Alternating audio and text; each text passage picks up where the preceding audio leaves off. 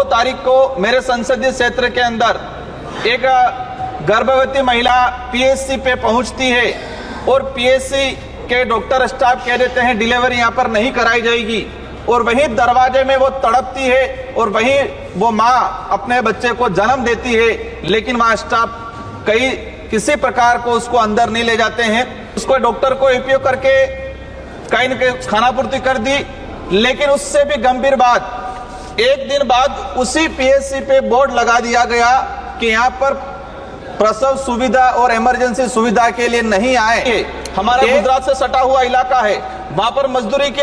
के लिए लोग आते हैं, लेकिन गुजरात के अंदर प्राइवेट हॉस्पिटल हो या सरकारी हॉस्पिटल हो, विशेषकर प्राइवेट हॉस्पिटलों में जो इलाज के दौरान डेथ हो जाती है, ऐसे कई इशू आए हैं कि इलाज के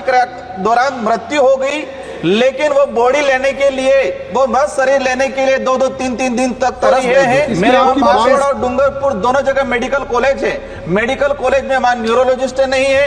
वहां पर कार्डियोलॉजिस्ट नहीं है, एक मेडिकल कॉलेज में सोनोग्राफी नहीं हो पाती है, ये स्थिति बनी हुई है। तो मेरा आपसे अनुरोध है कि केंद्र सरकार जो मेडिकल कॉलेज में मूलभूत जो सुविधा होनी चाहिए, उन सुविधाओं को धरातल पे लागू करे। अवसर पर जो बोलने का अवसर प्रदान किया उसके लिए धन्यवाद। मैं आपका ध्यान आकर्षण कराना चाहूंगा मेरे संसदीय क्षेत्र बांसवाड़ा डूंगरपुर, जिस तरह से वर्तमान में चिकित्सा व्यवस्था केंद्र सरकार की जो स्कीमें हैं,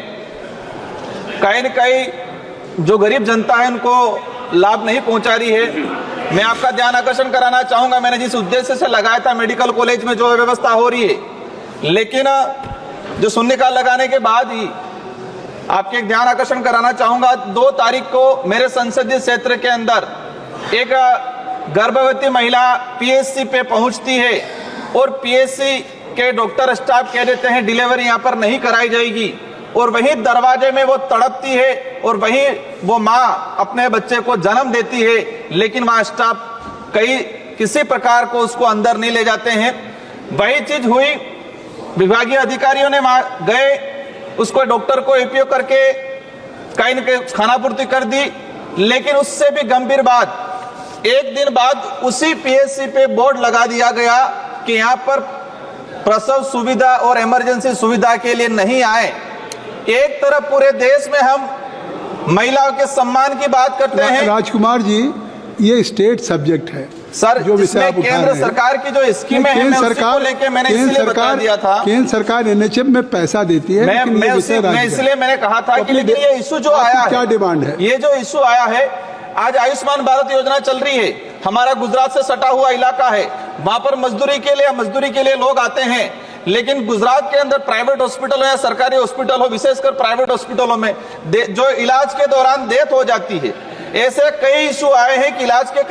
दौरान मृत्यु हो गई, लेकिन वो बॉडी लेने के लिए, वो मृत शरीर लेने के लिए 2-2, 3-3 दिन तक तरसते हैं। इसमें आपकी मांग क्या है? मेरी मांग यही है कि जो स्कीमें हैं फास्ट तरीके से कागजों में दौड़ रही है, जोरदार तरीके से, लेकिन धरातल पे इम्प्लीमेंट नहीं हो रही है। मेरे वहां बांसवाड़ा और डूंगरपुर दोनों जगह मेडिकल कॉलेज है, मेडिकल कॉलेज में वहां न्यूरोलॉजिस्ट नहीं है,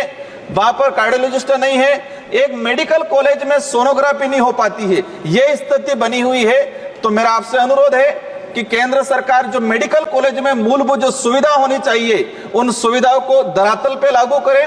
और जो वहां फर्जीवाड़ा चल रहा है और जो चिकित्सा व्यवस्था को जो प्राइवेटीकरण के लिए बढ़ावा दिया जा रहा है, उस पर आप विशेष ध्यान दें और सरकारी व्यवस्था को सुधारें। धन्यवाद।